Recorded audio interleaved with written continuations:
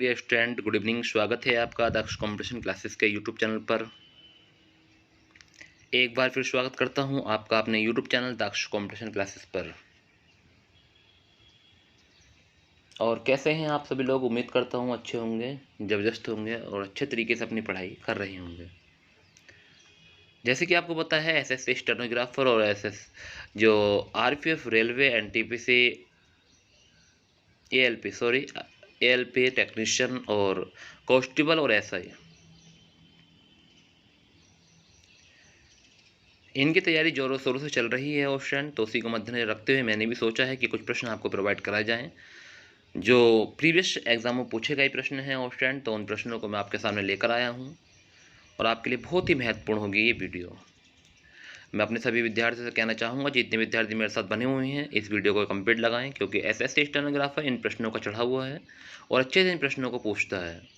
तो मेरे जितने भी माई स्टूडेंट हैं उन प्रश्नों को जरूर अच्छे से लगाएंगे और अच्छे से तैयारी करेंगे। जैसे कि आपके सामने पहला प्रश्न है कि साधारणतः उपयोग होने वाला बिजली के बल्ब में कौन सी गैस भरी जाती है।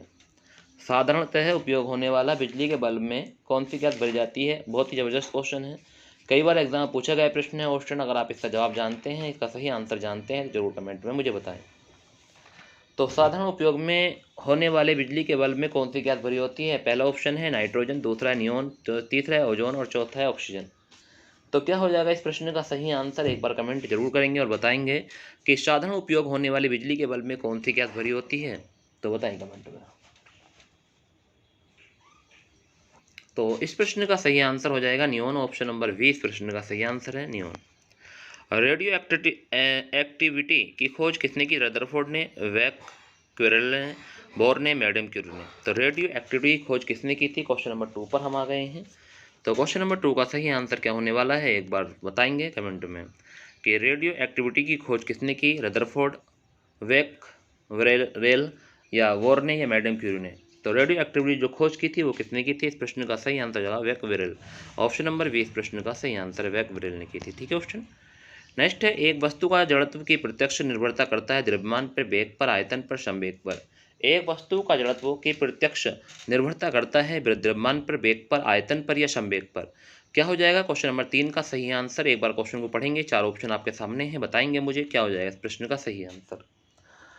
तो एक वस्तु का जड़त्व की प्रत्यक्ष निर्भर करती है, तो ऑप्शन नंबर ए इस प्रश्न का सही आंसर होगा। उसके जड़त्व पर निर्भर करती है। ऑप्शन ध्यान रखना है कि इस प्रश्न का सही आंसर हो जाएगा कि उसके द्रव्यमान पर निर्भर करती है। जड़त्व के प्रत्यक्ष निर्भर करती है द्रव्यमान पर।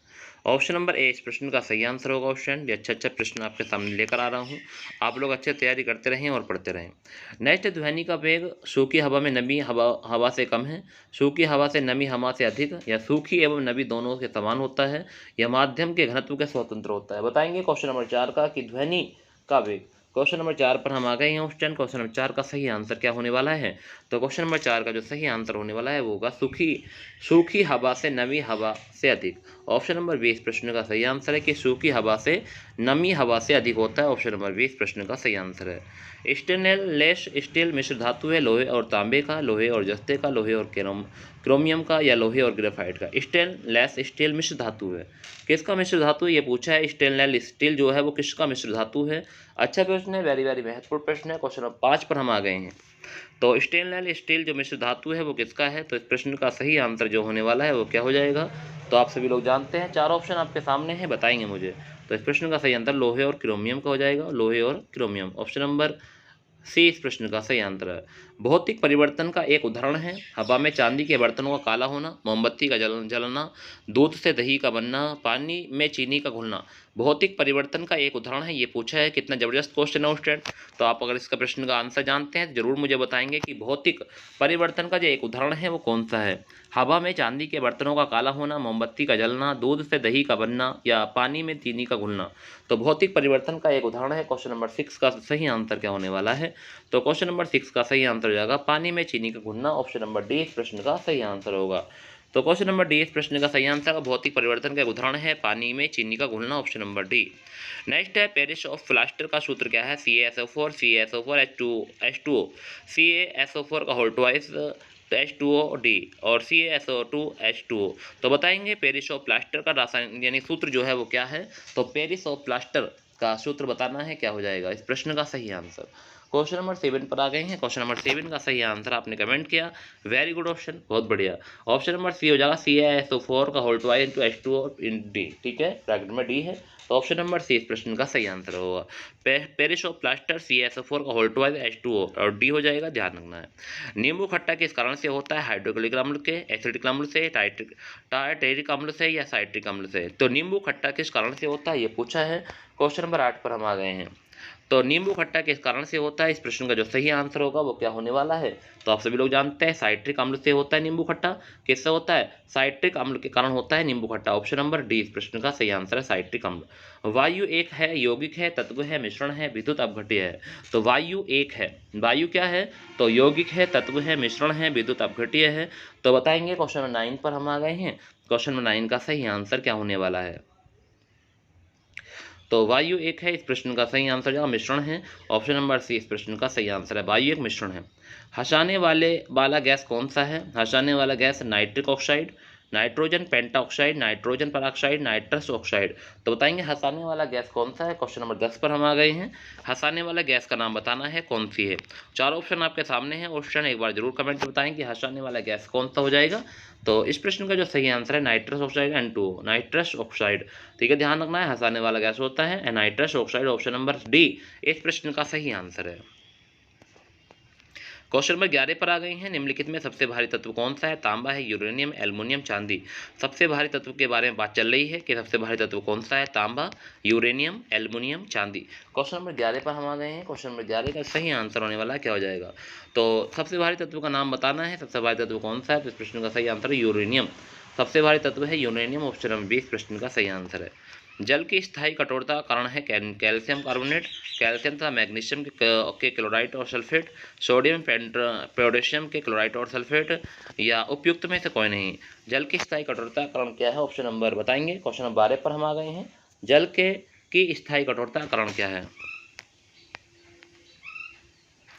तो जल की स्थायी कठोरता का कारण है कि कैल्शियम तथा मैग्नीशियम क्लोराइड और सल्फेट। तो कैल्शियम और मैग्नीशियम क्लोराइड और सल्फेट, ऑप्शन नंबर 20 प्रश्न का सही आंसर है कि कैल्शियम तथा मैग्नीशियम के क्लोराइड और सल्फेट, ऑप्शन नंबर 20। नेक्स्ट है, अगले प्रश्न पर आ गए। Question number 13। अपमार्जक क्या है? साबुन है, औषधि, उत्प्रेरक है, शोध अभी करता है। तो अपमार्जक क्या है? क्वेश्चन नंबर 13 पर आ गए हैं। क्वेश्चन नंबर 13 का सही आंसर बताएंगे कि अपमार्जक क्या है? साबुन, औषधि, उत्प्रेरक या शोधन अभिकर्ता। तो इस प्रश्न का सही आंसर हो जाएगा शोधन अभिकर्ता अपमार्जक कहलाते हैं, ऑप्शन नंबर डी इस प्रश्न का सही आंसर होगा। रेडियोधर्मी पदार्थ उत्सर्जित करता है अल्फा कण, बीटा कण, गामा कण या ये सभी? तो रेडियोधर्मी पदार्थ उत्सर्जित करता है। क्वेश्चन नंबर 14 पर आ गए हैं। तो क्वेश्चन नंबर 14 का सही आंसर बताएंगे कि रेडियोधर्मी पदार्थ उत्सर्जित करता है। तो क्वेश्चन नंबर 14 का जो सही आंसर हो जाएगा वो तीनों चीजें उत्सर्जित करता है, अल्फा कण भी, गामा भी और बीटा भी। ऑप्शन नंबर डी इस प्रश्न का सही आंसर होगा। नेक्स्ट है, हवा में जिस गैस की मात्रा सबसे अधिक है वह है hydrogen, carbon dioxide, oxygen, nitrogen. तो हवा में जिस गैस की मात्रा सबसे अधिक है वह है हाइड्रोजन है, कार्बन डाइऑक्साइड है, ऑक्सीजन है, नाइट्रोजन है। तो बताएंगे क्वेश्चन नंबर 15 का सही आंसर क्या होने वाला है। तो 15 का जो सही आंसर हो जाएगा, जो हवा में सबसे अधिक मात्रा है उसकी है नाइट्रोजन की है। ऑप्शन नंबर डी इस प्रश्न का सही आंसर है। हवा में जिस गैस की मात्रा सबसे अधिक है वह गैस है नाइट्रोजन। कौन सी है बच्चों? नाइट्रोजन है। इस प्रश्न का सही आंसर ऑप्शन नंबर डी हो जाएगा। परमाणु नाभिक के अवयव हैं इलेक्ट्रॉन और प्रोटॉन, इलेक्ट्रॉन और न्यूट्रॉन, प्रोटॉन और न्यूट्रॉन, प्रोटॉन, न्यूट्रॉन और इलेक्ट्रॉन। तो परमाणु नाभिक के अवयव हैं, ये पूछा है। क्वेश्चन नंबर 16 पर हम आ गए हैं कि परमाणु नाभिक के अवयव हैं। तो बताएंगे कौन कौन से अवयव हैं परमाणु नाभिक के। चार ऑप्शन आपके सामने हैं, एक बार सही आंसर की ओर अपना रुख करेंगे और बताएंगे मुझे कि सर इस प्रश्न का सही आंसर ये होने वाला है। तो परमाणु नाभिक के अवयव कौन कौन से हैं? अच्छा प्रश्न है, वेरी वेरी महत्वपूर्ण प्रश्न है। एक बार जरूर कमेंट में बताएं कि कौन सा इस प्रश्न का सही आंसर होगा। तो क्वेश्चन नंबर 16 पर आ गए हैं। क्वेश्चन नंबर 16 का सही आंसर है कि प्रोटॉन और न्यूट्रॉन जो है परमाणु नाभिक के अवयव हैं, प्रोटॉन और न्यूट्रॉन, ऑप्शन नंबर सी। एक कार बैटरी में प्रयुक्त विद्युत अपघट्य होता है हाइड्रोजन अम्ल, सल्फ्यूरिक अम्ल, नाइट्रिक अम्ल, आसुत जल अम्ल। तो बताएंगे एक कार बैटरी में प्रयुक्त विद्युत अपघट्य होता है, कौन सा होता है, ये पूछा है। क्वेश्चन नंबर 17 पर हम आ गए हैं। क्वेश्चन नंबर 17 का सही आंसर बताएंगे। एक कार बैटरी में प्रयुक्त अपघट्य होता है, तो इस प्रश्न का जो सही आंसर है वो होता है सल्फ्यूरिक अम्ल, सल्फ्यूरिक अम्ल होता है, ऑप्शन नंबर 20 प्रश्न का सही आंसर है। स्टील को कठोरता प्रदान करने के लिए चढ़ाई जाती है, स्टील को कठोरता प्रदान करने के लिए बढ़ाई जाती है कार्बन की मात्रा, मैग्नीशियम की मात्रा, सिलिकॉन की मात्रा, क्रोमियम की मात्रा। तो स्टील को कठोरता प्रदान करने के लिए बढ़ाई जाती है, किसकी मात्रा बढ़ाई जाती है, ये पूछा है। तो बताएंगे क्वेश्चन नंबर 18 का सही आंसर क्या होने वाला है। क्वेश्चन नंबर 18 का आंसर सही कमेंट करेंगे और बताएंगे कि सर क्वेश्चन नंबर 18 का सही आंसर ये होने वाला है। तो अगर स्टील कठोरता प्रदान करने के लिए बढ़ाई जाती है तो उसका नाम है क्रोमियम की मात्रा। किसकी मात्रा, क्रोमियम की मात्रा। ऑप्शन नंबर डी इस प्रश्न का सही आंसर। सूक्ष्म बर्फ है ठोस पानी, ठोस कार्बन डाइऑक्साइड, निर्जल बर्फ, ठोस हाइड्रोजन पेरोक्साइड। तो बताएंगे सूक्ष्म बर्फ कौन सी है। क्वेश्चन 19 पर आ गए हैं। क्वेश्चन 19 का सही आंसर मुझे बताएंगे सूक्ष्म बर्फ। तो ठोस कार्बन डाइऑक्साइड को कहते हैं सूक्ष्म बर्फ। किसे कहते हैं, ठोस कार्बन डाइऑक्साइड को कहते हैं सूक्ष्म बर्फ। ऑप्शन नंबर बी इस प्रश्न का सही आंसर होगा। ठोस कार्बन डाइऑक्साइड को सूक्ष्म बर्फ के नाम से जानते हैं। Option number B. भारत के किस राज्य में चांदी उपलब्ध होता है। उड़ीसा में, आंध्र प्रदेश में, गुजरात में, बिहार में। तो भारत के किस राज्य में चांदी उपलब्ध होता है। तो बताएंगे क्वेश्चन नंबर 20 का सही आंसर क्या होने वाला है। तो भारत के किस राज्य में चांदी उपलब्ध होता है, इस प्रश्न का सही आंसर हो जाएगा गुजरात। ऑप्शन नंबर सी इस प्रश्न का सही आंसर होगा, गुजरात में होता है। ऑप्शन नंबर सी इस प्रश्न का सही आंसर है। किस गैस को अश्रु गैस की तरह काम में ला लेते हैं। H2, SO2, N2, Cl2। तो किस गैस को अश्रु गैस की तरह काम में लेते हैं, ये पूछा है। क्वेश्चन नंबर 21 पर हम आ गए हैं। क्वेश्चन नंबर 21 का सही आंसर क्या होने वाला है। तो किस गैस को अश्रु गैस की तरह काम में लेते हैं। तो इस प्रश्न का जो सही आंसर हो जाएगा वो हो जाएगा Cl2। ऑप्शन नंबर डी इस प्रश्न का सही आंसर होगा Cl2। नाभिक के परमाणु के नाभिक में निम्नलिखित कण होते हैं। प्रोटॉन, न्यूट्रॉन के, इलेक्ट्रॉन एवं अल्फा कण। प्रोटॉन एवं इलेक्ट्रॉन के, इलेक्ट्रॉन एवं न्यूट्रॉन के। परमाणु के नाभिक में निम्नलिखित कण होते हैं। क्वेश्चन नंबर 22 का सही आंसर एक बार बताएंगे कि परमाणु के नाभिक में निम्नलिखित कण होते हैं। तो परमाणु के जो नाभिक में निम्नलिखित कण होते हैं वो होते हैं प्रोटॉन और न्यूट्रॉन के। ऑप्शन नंबर ए इस प्रश्न का सही आंसर है, प्रोटॉन और न्यूट्रॉन। ऑप्शन नंबर ए इस प्रश्न का सही आंसर है। धोने के सोडे का रासायनिक सूत्र बताना है। NaOH, Na2CO3, NaHCO3, Na और CaOH2 का होल ट्वाइस, OH का होल ट्वाइस। तो धोने के सोडे का रासायनिक सूत्र बताना है। क्वेश्चन नंबर 23 पर हम आ गए हैं।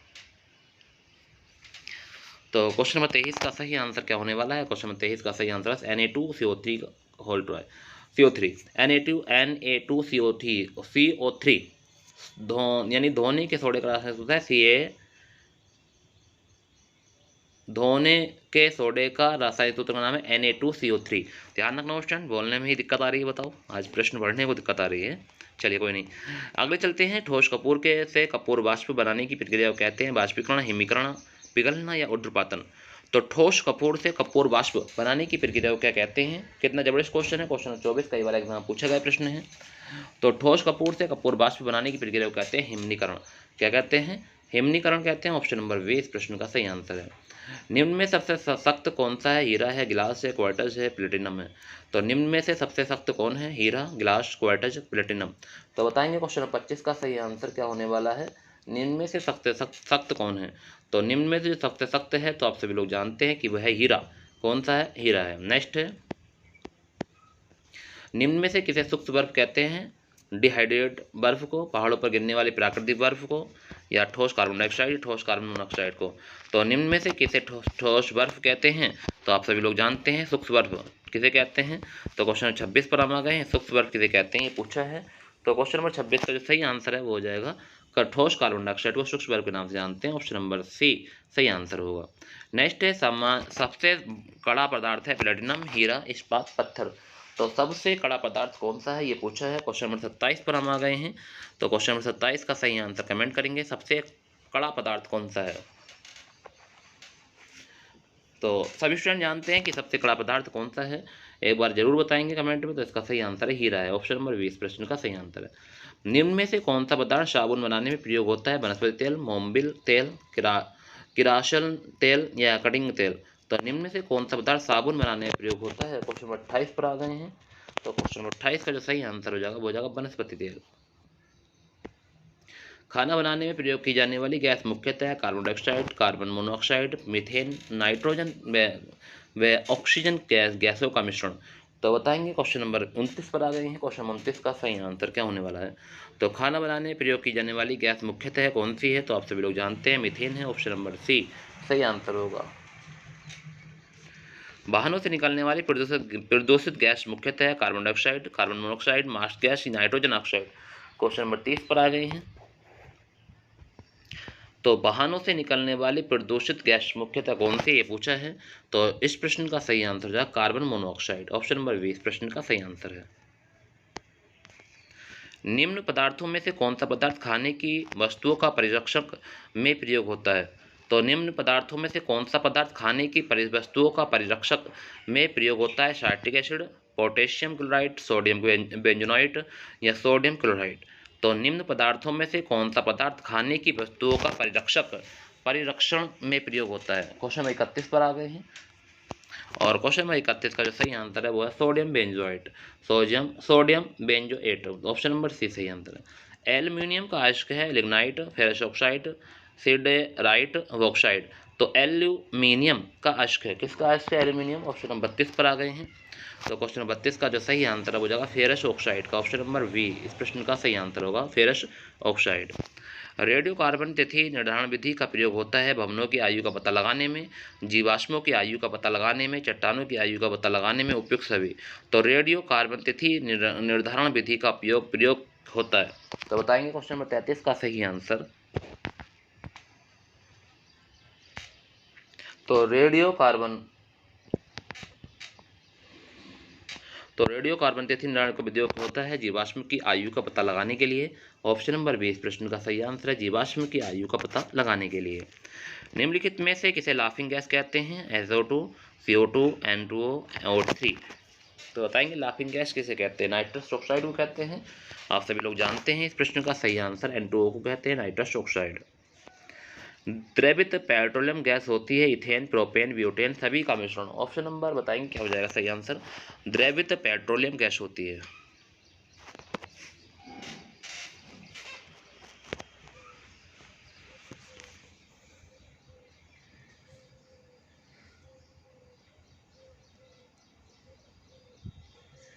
तो क्वेश्चन नंबर 35 का जो सही आंसर होने वाला है वो हो जाएगा ब्यूटेन, ऑप्शन नंबर सी।